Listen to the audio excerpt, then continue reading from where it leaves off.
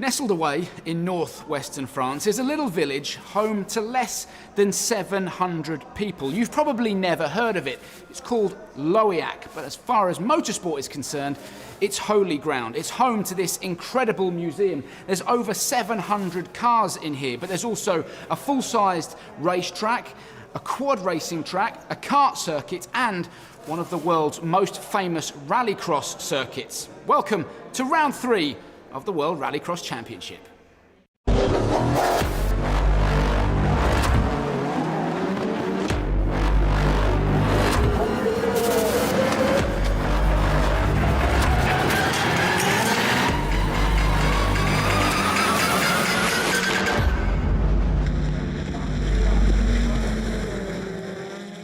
If you have never been to Lohéac, I urge you to come. I promise you there'll be something going on one of the circuits, and the museum is an absolute triumph. Just come and check this place out. In the meantime, the more astute amongst you will have noticed that I'm joined once again by European champion Oliver Eriksson. Listen, Oliver, it's great to have you with us once again. Thanks for your company. Here we are, Lohéac. It's a very different prospect. If it's a different surface, it's a different circuit from what we've seen so far this year. Yes, complete opposite to what we've been to. This is a flat track, carrying momentum with the car and all the time. So everything setup-wise is just out the window and start from scratch. Lots to look forward to and lots to talk about before we get the action underway. In the meantime, let's bring you right up to speed with exactly how things stand. Fresh after his win in Barcelona, Kevin Hansen arrived in Hansen, the mecca of Rallycross, as championship leader. Struggling in the qualifying rounds, but a mammoth effort in his semi saw him fight back and make it through to the final. No such issues for his brother Timmy though. The elder of the two Hansens was on fire all weekend, consistently running at the front and setting the pace. Unsurprisingly, he bagged himself a front row spot. Meanwhile, Johan Kristoffersen in the Audi S1, another favourite for the win on home soil, did not have luck on his side. What should have been an easy run through to the final turned into a disaster. He retired from his semi after picking up a puncture, and his weekend came to an early end. Kevin Abbring in the uncorrupted Renault Megane RS was also showing great pace, winning qualifying 3 and easily bagging himself a spot in the final along with Enzo Ide, Christian Szabo and Juha Riikkonen. On to the main event, and after losing battles into turn 1 all weekend, Kevin Hansen this time followed his brother Timmy, and from that moment on they did not look back. In a league of their own, the Peugeot 208s pulled away, and while Kevin took victory at round 1, this time it was the turn of Timmy. He was spectacular all weekend and in front of his home crowd secured the win and led home a Hansen 1-2. Abbring crossed the line for third. Which means Timmy Hansen now leads the championship on 57 points, 6 clear of his younger brother Kevin. Consistency is paying off for Christian Szabo. He lies third, with Kevin Abbring and Johan Kristoffersen tied on 37 points. So that's how the championship stacks up coming into round 3. Now, listen, Oliver, it's all been Hansen mania, hasn't it, really? A win for Kevin in Barcelona, a win for Timmy last time out. They're doing a good job. Yeah, they're doing a really good job, capitalizing on others' mistake, having good pace. But what really impressed me in Helios was seeing Abbring, the pace of Abbring, the lap times he put in. Yeah, there was something special there. Yeah, for sure, Kevin Abbring stepped it up. I want to ask you as well about Johan Kristoffersen, because, he had a shocker, that front right puncture, no points scored. As a result, he's got some work to do this weekend. Yeah, for sure. Bad luck has caught him out in the first 2 rounds there, having the puncture in Helios in the semi-final, which is the most crucial point in all of Rallycross. Caught him out there, but yeah, for sure, he's 3-time world champion, so he'll for sure be up there again. I want to ask you and get your opinion about Niklas Gronholm. We expected a little bit more from him, haven't we? Because we know he's got the pace. There's no question that the pace is there, but he hasn't shown it so far in 2021. No, it looks like they have some kind of internal struggles. They do a couple of mistakes, getting a bit in the wrong spot sometimes. So, yeah, he's shown pace sometimes, during the races and so on. So, yeah, he's an experienced guy, he'll bounce back for sure. A little bit of pressure on Niklas Gronholm's shoulders coming into this weekend. In the meantime, as we said, it's all about the Hansens. But which one is best? Well, I did a little bit of investigation work to find out. Today is a big day in world motorsport. Who really is the hottest Hansen. Timmy Hansen, Kenneth Hansen, Kevin Hansen. My money is on Kenneth. Come on, Kenneth! 3, 2, 1, go!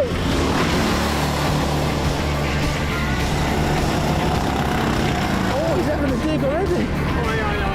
Timmy's getting stuck in. Up the inside, Kenneth will get the cut back.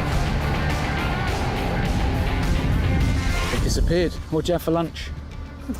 Anything nice? Anything for lunch? Yeah. Well, what do you want? Meatballs? Meatballs sound nice, don't they? That's very Swedish. Yeah.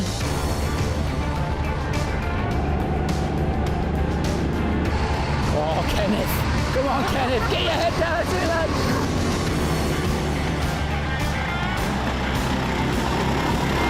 Kevin's out front now. Not for long.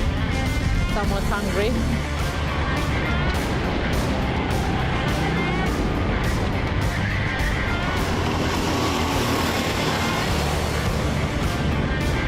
So, last lap.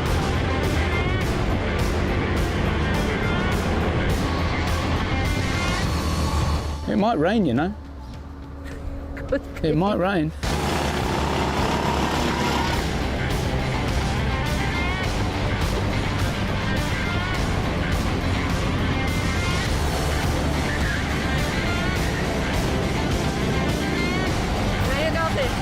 Love it, love it.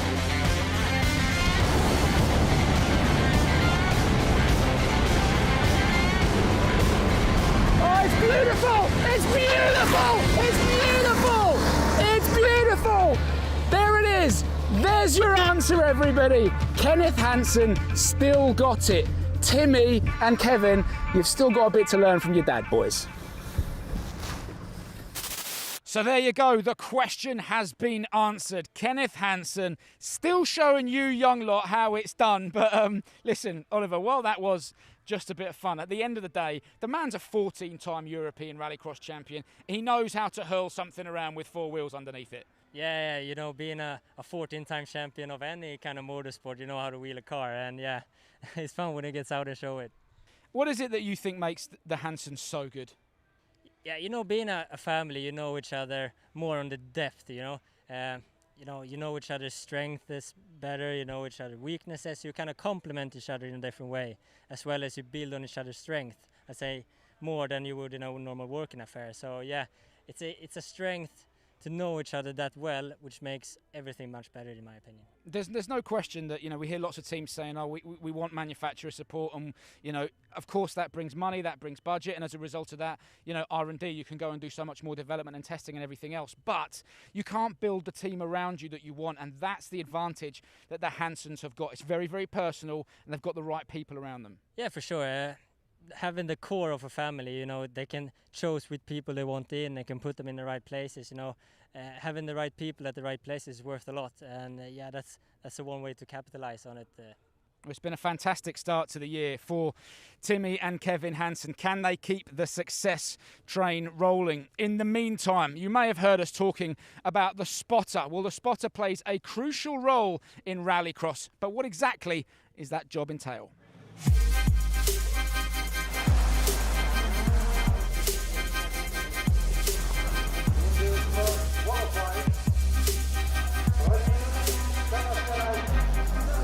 Hi guys, it's François and I'm co-driver in a Red Bull Off-Road Junior team in Rally Red. Today we are in Lohéac for the French stop of the World RX Championship. As you know, in the shadow of the great rally driver, there is a co-driver. And here in Lohéac, I discovered that on the background of the great rallycross driver, there is one person with a similar job as mine. So today I would like to introduce Graham, who is engineer in the Hansen team and is also spotter. So Graham, what is the job of spotter? What is your main job? I think first and foremost is that we don't have to be as brave as you do, Francois, because I don't need to sit inside the car. So I'm very happy about that. But the job of the spotter predominantly in Rallycross is one lap. We have a joker lap. Joker.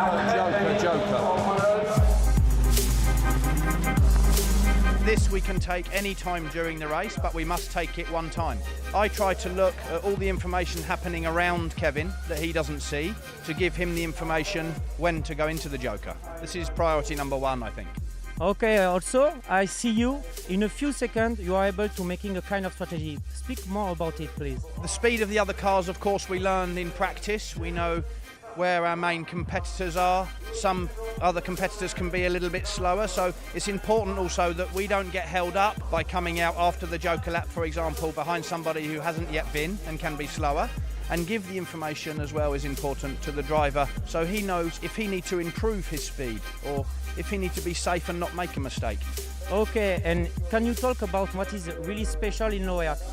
Yes, I struggle here in Lohéac a little bit more than in some of the other tracks. I'm trying to take on my stopwatch manually, split times between whoever I choose I'm racing with, and when the cars are going away from you, you probably understand, it's really difficult to take an accurate split like that. So I struggle more here at Lohéac to try and get accurate information. This is the job of spotter. Thanks, Ram. It's all about team effort. So there you go, that's what a spotter does. Oliver, you're spotting this weekend. Who are you spotting for? The Ritter. In RX2E? Yeah, they're the new EVA series. Talk to me about the relationship then between driver and spotter. I suppose it's a little bit like driver and co-driver in rallying. You've got to trust each other. Yeah, you got to be 100% trust, you know. Everything happens so quick in Rallycross, so a millisecond of hesitation is no room for that. It can sometimes go right and it can sometimes go wrong. Who normally gets the blame if the call's been made incorrectly for a Joker? Yeah, you know, it's a rally sport, so it's always the spotter, right? The co-driver, so to say. So the driver always wins, but the spotter always loses. Driver excuses. Talk to me about tactics as well. Are some drivers generally more risky and others play it safe? How does that work? Yeah, for sure. You know, some drivers want a calm spotter that calms them down, you know, because they might be a bit, high pressured, in the car. And some guys want a big push, from the spotter to tell them, be on them all the time. So it's more kind of how you attack the track every time you go out, and the spotter can help you kind of get in the mental rhythm to attack the track or calm down to kind of be more gentle. Well, there you go. The role of the spotter. They are the backroom heroes in Rallycross. In the meantime, before we get underway, and we do get underway very, very soon, here's Johan Christoffersen to guide you through this Lohéac circuit. Hello, we're here in France with the World RX at Lohéac. This is a very specific, special France Rallycross track. So very flat and very high grip on the unsealed surface. So let's join for a track walk. First corner is pretty sharp. Always used to be cars side by side going into this corner. And now we are on the unsealed surface, which is very high grip in the line, but outside the line is very, very slippery normally. This corner, it's only place for one car. There will always be one car trying on the outside, but it never works. So here you really need to make sure that you are on the inside. And the exit of this corner is very important because there's quite a long straight behind it. Here you can choose if you want to go for Joker lap or standard lap. Joker lap is very short. It only takes about 1.3 seconds longer than the standard lap. So if you're in traffic, you can go to the Joker lap and try to get some free space. This corner is very, very important, and it might be tricky to get that exit good if the car in front of you goes to the Joker, because he will be slower in this corner. So that's something to take in mind. Behind me we have the Joker merge. The left side is where you're entering from the Joker, and the right side is where you are exiting from standard lap. And you go into a left-hander, so it's always better to be on the inside coming from standard lap going into this corner. But of course you have a faster exit of Joker lap as you are coming from a tighter line. It's always very, very important to get in front, of course, after the Joker lap. So it's always a lot of action happening right at this moment, and there's only one more corner to go on the track. So that's what the circuit looks like here in Lohéac. Oliver, very quickly, because we are running out of time before things get underway. It's a fast lap, very short Joker lap, couple of overtaking opportunities, but I think really the key thing is getting turn one off the line right. Yeah, and it's also the shortest run into turn one we have in the whole calendar. So yeah, it's all about who's the most balls into turn one. Predictions, please. Yeah, I mean, it's Lohéac. Yeah, you can never tell here. So yeah, just throw a ball up in the air and we'll see. Sitting on the fence, Oliver Eriksson. If you are watching us on YouTube, make sure you switch over to Red Bull TV Live for all the action. We are about to get underway for the first of our semi-finals. Enjoy the action.